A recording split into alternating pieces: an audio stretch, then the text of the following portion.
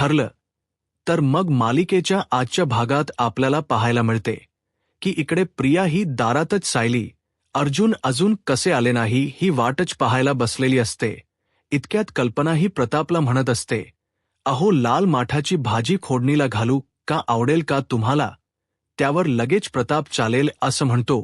प्रिया लगेचच पुढे सरसावत म्हणू लागते की आई, अगं सगळी काम तुलाच करावी लागतायत का नाही? पण मग तुझी लाडकी सून, कुठे मी मदत केली असती ग तुला स्वयंपाकात? पण काय करणार, या घराच्या मालकिनीने मला काही नियम घालून दिलेत ना, त्या नियमात हे सगळं बसत नाही.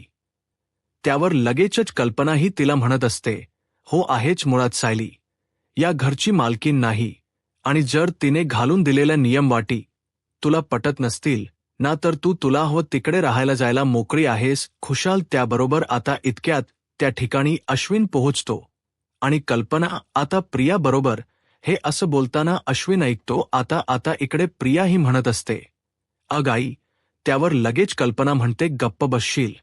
तर आता अश्विन म्हणतो, मी घरात नसताना या अशा पद्धतीने तुम्ही माझ्या बायकोला घराबाहेर जायला सांगता? आई बाबा. त्यावर प्रताप लगेचच म्हणतो, हे बघ तुला काही माहीत नाही अश्विन, उगाच तू मध्ये बोलू नकोस. त्यावर अश्विन म्हणत असतो, मला व्यवस्थित कळून चुकलाय, माझ्या बायकोला एकही दिवस वाईट न बोलता तुमचा दिवस जात नाही हल्ली. त्याबरोबर कल्पना म्हणते, मी स्वतःहून तुझ्या बायकोबरोबर बोलायला गेले नव्हते अश्विन. त्यावर अश्विन म्हणतो की हे बघ मॉम, तू उगाचच्या उगाच. इतक्यात आता त्या ठिकाणी अर्जुन पोहोचलेला असतो आणि अर्जुन काय झालं असं विचारतो.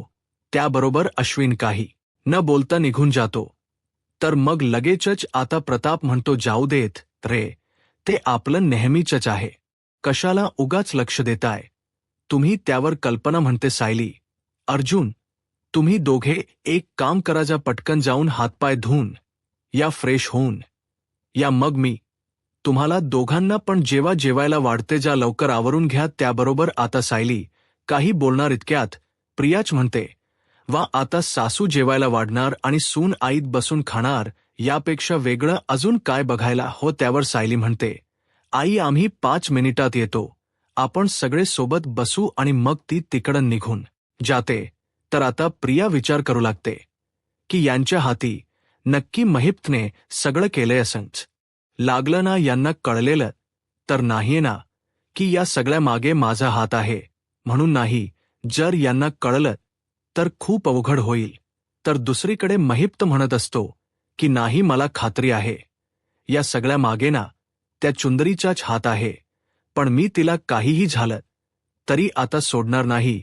जर तिला चांगली अद्दल घडवली ना, तर मी सुद्धा नावाचा महिप्त शिखरे नाही चांगलं बघतो. तिच्याकडे चुंदरीच डबल मेंदू डोक काही नाही, गप्प बसतच नाही, सतत काही ना काही कुरापती करतच असतं. पण त्याआधी माझ्या साक्षीला, माझ्या लेकराला बघतो, ती व्यवस्थित आहे ना? मग महिप्त साक्षीला फोन करतो. आता साक्षी फोन उचलते आणि ती फक्त हा एवढा एकच शब्द बोलते. महिप्त म्हणतो, काय झालं बाळा? साक्षी फोन उचलायला तुला एवढा वेळ काग लागला, काय करत होतीस? त्यावर साक्षी हा एवढंच बोलते. महिप्त म्हणतो, तू व्यवस्थित आहेस ना? हे बघ, काळजी करू नको. तू दीक्षित कुठेही असतो, अगदी पाताळात जरी गेला असेल तर तो तरी तुझा बाप, तुझा हा अण्णा, त्याला पातळातन पण तुझ्यासाठी हुडकून काढेल. पण तू काळजी करू नको, तू व्यवस्थित राहा, हा स्वतःची काळजी घे बाळा. त्याबरोबर लगेचच आता साक्षी ही त्याला म्हणायला लागते. हा त्याबरोबर महिप्त म्हणत असतो, काय साक्षी, साक्षी काय झालं बाळा? फक्त हा एवढं का बोलाली? दुसरं का बोलत का नाहीयेस? बोल ना काहीतरी बाळा. पण आता साक्षी दुसरा शब्द काहीच बोलत नसते. ती फक्त हा आणि हो इतकंच काही ते बोलत असते. महिप्त तिला सांगतो, तू काळजी करू नको बाळा, तुझा बाप जिवंत आहे. तुझा बाप काय करायचं ते बघून घ्यायला साक्षी. त्यावर ती हा बोलते आणि फोन कट करते. त्याबरोबर महिप्त सुद्धा आता फोन ठेवतो आणि विचार करतो की जाऊ दे, झोपेत बिपेत असेल राहू दे. त्याबरोबर आता इथे साक्षीने स्वतःची नस कापून घेतलेली असते आणि ती आता तिथे तशीच पडलेली असते. तर दुसऱ्या बाजूला सायली ही अर्जुनला सांगत असते की कुसुम ताईला एका साखरपुड्याची खूप मोठी ऑर्डर मिळाली, तर मग तिने 2 मुली सुद्धा कामावर ठेवून घेतल्या आहेत. त्याबरोबर आता कल्पना आणि आता प्रताप तिकडे येतात. प्रताप म्हणतो, बापरे, आज नवरा बायको काय गप्पा मारताना दिसतायत. त्यावर सायली आणि अर्जुन हसतात. तर प्रताप म्हणतो की अर्जुन, तू गप्पा मारायला बसलायस म्हणजे असंच म्हणायला हवं की सूर्य आज उत्तरेकडून उगवला काय, बरोबर. त्यावर मग सायली आणि अर्जुन हसतात. इतक्यात त्या ठिकाणी अस्मिता आलेली असते. अस्मिताला आलेल बघून सगळे खूप खुश होतात. त्यावर कल्पना ही अस्मिताला म्हणते, अस्मिता बाळा, किती वाट बघत होते मी तुझी. तुला प्रवासाचा काही त्रास वगैरे झाला नाहीये ना. त्यावर अस्मिता, नाही, मी एकदम व्यवस्थित आहे, ठीक आहे, एवढं बोलते आणि तिकडं निघून जाते. आता अस्मिताला अचानक असं काय झालं, ती अशी आतमध्ये का निघून गेली, असं अर्जुनला प्रश्न पडतो. त्यावर लगेचच कल्पना म्हणते, काही नाही होतं, कधीतरी असं तिला मी बघते ना जाऊन. आणि मग ती चाललेली असते. त्यावर सायली म्हणते, आई तुम्ही थांबा, मीच जाऊन बघते. त्यावर विमल सायलीला म्हणते, सायली ताई कॉफी झालीये, तुम्ही कॉफी घेऊन जाता का. त्यावर सायली होकार देते आणि अस्मितासाठी कॉफी घेऊन तिच्या खोलीत येत तिला विचारते, काय मग काय केलंत. सचिन भाऊजी बरोबर कुठं कुठे फिरायला गेलात. अस्मिता, ताई ही घ्या कॉफी. कॉफी घेत घेत मला निवांत सांगत बसाल. त्यावर अस्मिता म्हणते, सायली ती कॉफी ठेव देती. मग सायली कॉफी बाजूला ठेवते आणि येऊन अस्मिता जवळ बसते आणि अस्मिताला म्हणते, अस्मिता ताई काय झाले, काय मज्जा केली दिल्लीला जाऊन, काय काय केलत, कुठे कुठे फिरलात. मग अस्मिता सांगू लागते की सायली, अगं मला ना राहून म्हणजे तो जो मी चेहरा पाहिला होता की नाही रेस्टॉरंटमधला, तो विसरताच येत नाहीये. सत्य मला असं वाटते की तो सचिनच होता. त्यावर सायली म्हणते, मग तुम्ही पूर्णाजी आणि आईंनी जे सांगितलं तुम्हाला ते आठवण आहे बघा. अस्मिता ताई, हे सारखं सारखं नका आठवू. जेव्हा आपल्याला एखादी कटू आठवण आठवते की नाही, तेव्हा पण त्यावेळी आपल्याजवळ जी चांगली आठवण आहे ती सुद्धा आठवायची. मग आपल्याला त्या कटू आठवणी येत नाहीत. त्याबरोबर अस्मिता म्हणते, माझ्याकडे चांगलं काहीच नाहीये. त्यावर सायली म्हणते, अच्छा, तुमच्याकडे चांगलं काहीच नाहीये. अहो, सध्या तुमच्याकडे सर्वात जास्त छान आणि सुंदर गोष्ट जर कुठली असेल ना, तर ते तुमचं बाळ, बरोबर ना. त्यावर अस्मिता म्हणते, होग सायली, मला सगळं मान्य आहे, पण राहून असं वाटतं ना की सचिन माझ्याबरोबर जे काही वागतो बोलतो ना, ते सगळं असं वरवरच आहे. म्हणजे मला कळतच नाही की मला असं का वाटतं. त्या दिवशीचा तो चेहरा काही झालं तरी मला विसरता येत नाहीये. त्यावर मग सायलीस आता अस्मिताच्या पोटावर हात ठेवते आणि म्हणू लागते, बाळा तुझी मामी थकली बरं आता. तुझ्या आईला समजावून आता तूच काहीतरी तुझ्या आईला समजाव आणि सांग, अगं आई, हा असला काहीतरी विचार करण्यापेक्षा माझ्या नावांचा विचार कर की थोडा. त्याबरोबर सायली म्हणते, अस्मिता ताई, तुम्हाला मुलगा झाला ना, तर आपण त्याचं नाव धोंडू ठेवूया आणि मुलगी झाली तर धोंडी. त्यावर अस्मिता म्हणते, नाही, माझ्या मुलांची नाव अशी नाही ठेवायची. तू उगाच त्या अर्जुनच्या नादी लागून मला चिडवू नको. सचिनला ना 4 अक्षरी नावं आवडतात आणि आम्ही 4 अक्षरी नाव ठरवून सुद्धा ठेवलं. इतक्यात आता हे सगळं कल्पना बघते आणि कल्पनाला हे सगळं बघून खूप छान वाटतं. कल्पना विचार करते की खरंच या दोघींच नातं केवढं छान आहे. सायलीने शेवटी अस्मिताच्या चेहऱ्यावर हसू आणलंच. त्यानंतर मग आता अस्मिताला सायली म्हणते, अस्मिता ताई, आता गप्पा पुरे झाल्या, तुम्ही आता निवांत कॉफी पिऊन घ्या, मी आलेच. मग आता सायली बाहेर आल्यावर कल्पना म्हणते, सायली खरंच थक्यू, तू अस्मिताला शेवटी हसवलसच. अस्मिता यापूर्वी तुझ्याबरोबर कसं वागली होती तरीही. त्यावर सायली म्हणते, कसं वागले होत्या आई, अहो तुम्ही कशाबद्दल बोलताय, माझ्या खरंच लक्षातच नाहीये. त्याबरोबर लगेचच कल्पना म्हणायला लागते, तेच तर सायली, तू विचारच करत नाहीस कसल्या गोष्टींच्या सगळं सहज विसरतेस. त्यावर मग सायली म्हणते, आई, उगाचच्या उगाच आता आपण इथेच बोलत बसायचं की मग हॉलमध्ये जाऊन बोलायचं. चला तिकडे. त्यावर त्या दोघी असतात, तिकडनं जातात. तर इकडे आता बिचारी प्रतिमा ही साफसफाई करत असते. इतक्यात आता तिला पुन्हा मंदिरात घडलेला प्रसंग आठवू लागतो. तिला आठवत असतं की मंदिरात जेव्हा तिने महिपचा चेहरा बघितला होता तेव्हा ती खूप घाबरून गेली होती. तिला आठवत असतं ती हळूहळू महिपच्या जवळ गेली. मग महिपने काय केलं तर महिपने त्याच्या हातात जे धुपादान होतं ते धुपादान वरती घेतलं आणि त्या धुपादानाने तिला घाबरवलं आणि मग ती खाली कोसळली. आता हेच तिला सतत आठवत असतं. इतक्यात त्या ठिकाणी रविराज काका येतात आणि प्रतिमा आत्याला हाक मारतात. प्रतिमा.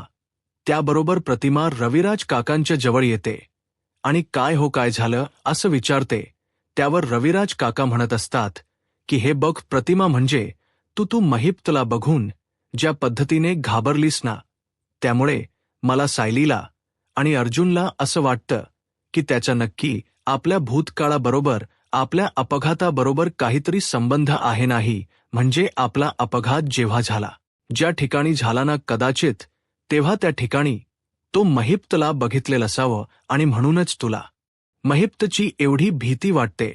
मला तू व्यवस्थित आठवून जरा सांगशील का, तुला जो अंधुकंदुक आपला अपघात आठवतो त्यामध्ये महिप तुला आठवतो का? महिप होता का त्याच्यात? त्याबरोबर आता ती म्हणायला लागते, अहो मी खूप आठवण्याचा प्रयत्न करते पण मला खरंच नाही हो आठवत आहे काहीही. त्याबरोबर हे रविराज काका तिला सांगतात, हे बघ प्रतिमा, जर तुला या गोष्टी आठवल्या ना तर आपल्यासाठी हे सगळं खूप म्हणजे खूप सोपं होऊन जाणार आहे. कारण मग आपल्याला एक दिशा मिळेल आणि 22 वर्षांपूर्वी जो अपघात घडला आणि आजपर्यंत जी काही सत्य अशीच पेटीआड राहिली ती सगळी बाहेर येतील, उघड होतील आणि गुन्हेगाराला शिक्षा सुद्धा मिळेल. तू प्रयत्न कर. तुला आठवलं तर सहज येऊन मला सांग, कळलं? त्याबरोबर दुसरीकडे आता नागराज हा महिपला म्हणत असतो, काय रे फोन करतोय तर फोनला उत्तर नाही, मेसेजेसना रिप्लाय नाही, फक्त घरी या. नागराज शेठ, एवढं काय ते सांगितलंस? काय झालं काय? नागराज त्याला ती चिठ्ठी देतो आणि वाचायला लावतो. नागराज चिठ्ठी उघडतो आणि वाचतो. 22 वर्षांपूर्वी जो अपघात झाला होता तो लक्षात आहे का? नाही, माझ्या अगदी व्यवस्थित लक्षात आहे. महिपने दिलेली चिठ्ठी वाचून आता नागराज चिडतो आणि म्हणू लागतो की काय रे महिप, काय सुरू आहे सकाळ सकाळ काय मस्करीचा मोड आहे का तुझ्या? हे बघ, हे असलं उगाचच्या उगाच काहीतरी करून आता तू काय मला ब्लॅकमेल करणार का? तुला काहीच कसं वाटत नाही मला ब्लॅकमेल करताना? उगाचच्या उगाच माझ्या पाठी लागू नकोस तू. त्याबरोबर आता महिप लगेचच सांगायला लागतो, ओ नागराज शेठ, गप्ता का जरा, यातलं मी काही नाही केलेलं. तुम्हाला तर माहिती आहे ना, या असल्या चिठ्ठ्या चपाट्या आपण लिहित नाही. ते हे मला भेटले, कुणीतरी पाठवले. त्याबरोबर महिपला आता नागराज म्हणतो, काय कुणीतरी पाठवले? हे बघ महिप, असं होऊ शकत नाही. तो अपघात 22 वर्षांच्या पूर्वी आपण घडवून आणला होता आणि आता त्या अपघाताशी कोणाचा काही एक संबंध नाहीये. अरे गेली 22 वर्षात आपण हे सगळं पचवलंय आणि आता या सगळ्या गोष्टी बाहेर येत आहेत. असं तू म्हणतोयस? नाही, काहीही झालं तरी असं काही होता कामाने, कळलं ना तुला महिप? हे आपल्या अपघाताबद्दल कोणालाच माहीत नाहीये, समजलं?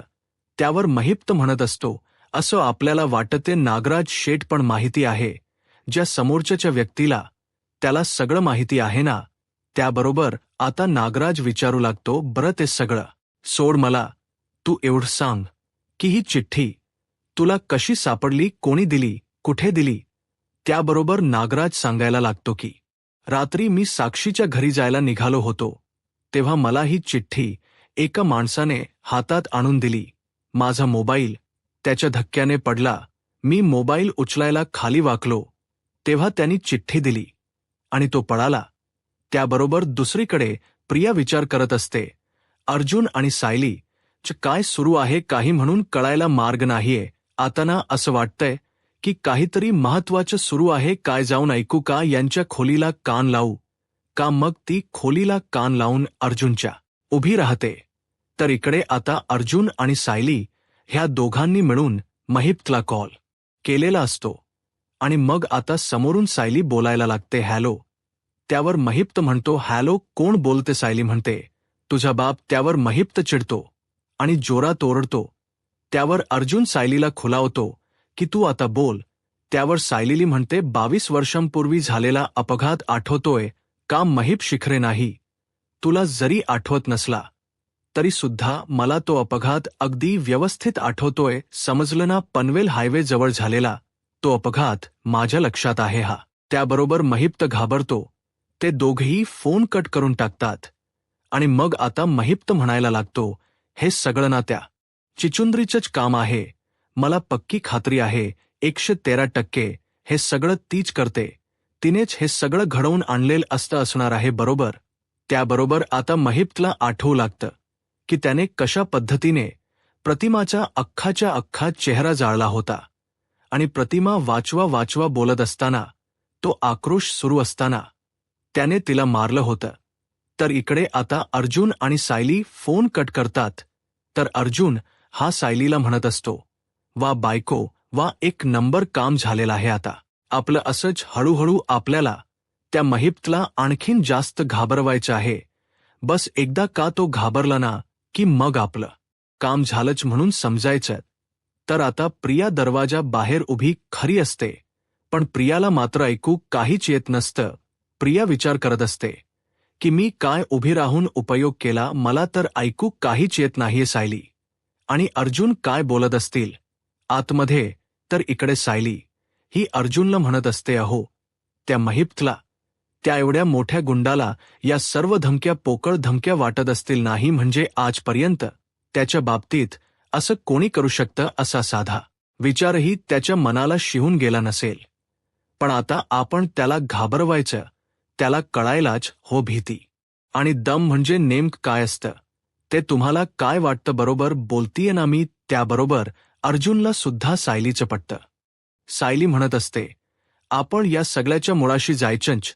त्यावर अर्जुन म्हणतो, अर्थात. पण सायली म्हणते, हे सगळं आपल्या घरच्यांना इतक्यात कळायला नको. इतक्यात अर्जुनला बाहेर कोणीतरी आहे असं जाणवतं. त्याबरोबर प्रिया पळ काढते आणि थेट आता ती खाली हॉलमध्ये जाऊन स्टडीमध्ये लपते. अर्जुन आता बाहेर येतो आणि बाहेर पूर्ण बाल्कनीत बघतो, हॉलमध्ये सुद्धा खाली बघतो नजरेने, पण त्याला तिथे कोणीच दिसत नाही. आता प्रिया मात्र खाली लपलेली असते. प्रियाला असं झालेलं असतं की अर्जुनने मला बघायला नको. मग अर्जुन तिकडन आत गेल्यावर प्रिया विचार करू लागते की आता सध्या मला ऐकू तर काहीच आलेलं नाहीये. अर्जुन सायली त्या महिप्तपर्यंत पोहोचलेत, इतकं ठीक आहे. जर माझ्यापर्यंत पोहोचले तर मी काय करू? त्याबरोबर दुसरीकडे अर्जुन सायलीला म्हणतो, मला असं वाटत होतं की कोणीतरी आपलं बोलणं ऐकतंय. त्यावर सायली म्हणत असते, आपल्या घरात चोरून ऐकायला एक व्यक्ती आहेच की तसंही बरं ते सगळं जाऊ द्या. मला असं झालंय की आपल्या घरातल्या या गोष्टी कळायला नको नाही. म्हणजे आपण एवढी मोठी रिस्क घेतोय म्हटल्यावर टेन्शन येईल त्यांना. त्यावर अर्जुन म्हणतो, हो आपण नाहीच कळून यायचं घरातल्या इतक्यात. मी काय म्हणतो, आपण पुढचं प्लॅनिंग जाऊन सिनियरच्या घरी करू, म्हणजे कसं काही गडबडच नाही होणार आणि कोणाला कळणारही नाही. त्याबरोबर इकडे महिप्त म्हणत असतो की हे जर त्या चिचुंद्रीच काम आहे ना तर यावेळी मी तिला सोडणार नाहीये. त्यावर नागराज म्हणतो, पण तिच्या या सगळ्याशी काय संबंध? महिप्त ती का करेल हे सगळं? त्यावर महिप्त म्हणायला लागतो, अहो नागराज शेठ, असं काय करताय तुम्ही? विसरताय का त्या पोरीनं आपल्या विरोधात एक ती व्हिडिओ बनवून ठेवले आणि आपण ती व्हिडिओ डिलीट करण्याचा प्रयत्न करतोय. ते मग तोच व्हिडिओ मिळवण्यासाठी किंवा आपल्याला ब्लॅकमेल करण्यासाठी ती हे सगळं करते, कळलं का तुला? त्यावर नागराज म्हणायला लागतो की तसं असेल तर मग खरंच आपल्याला हे सगळं कोणी केलंय ते बघायला हो. असंच हातावर हात धरून चालणार नाही. त्याबरोबर आता महिप्त म्हणत असतो की ते तर मी करणारच, आणि जर या सगळ्यामध्ये त्याची चुंदरीचाच हात आहे याची मला खात्री पटली की नाही, तर मी त्याची चुंदरीला सोडणार नाही म्हणजे नाही. जर तिचे बारीक बारीक चाळणीत नाही खाली पडतील एवढे बारीक तुकडे केले की नाही, तर मी माझं नाव महिप्त सांगणार नाही. आधीच एकतर आपल्या विरोधात जाऊन आपल्याला काहीतरी व्हिडिओ वगैरे बनवून घाबरवून ठेवले, आणि आता ही असली सगळी काम करते आपल्याला घाबरवण्यासाठी. आता मी तिला सोडत नाही. चल आपण एक काम करू, तिला जाऊन सरळ जाब विचारू. त्यावर नागोबा म्हणतो, अच्छा म्हणजे आपण तिला वाटते का जाब जाऊन विचारू आणि ती खरं बोलेल म्हणून की हो हे सगळं मी करते म्हणून. महिप्त म्हणतो, ते सगळं तुम्ही माझ्यावर सोडा नागराज शेठ, चला आपण निघूया. त्याबरोबर दुसरीकडे सायली आणि अर्जुन एक मोठं लाकूड घेऊन आलेले असतात, अगदी मशाली सारखाच प्रकार घेऊन आलेले असतात. सायली म्हणते, हे बघा, हे चिनी फक्त महिप्तची भीती घाबरली पाहिजे, पण याचा त्रास तुम्हाला किंवा इतर कोणालाही होता कामा नये. हे जे काम आहे ते जोखमीच आहे आणि आपल्याला ते सावकाश, सावधपणे आणि सांभाळून करावं लागणार आहे. हा हळू करा.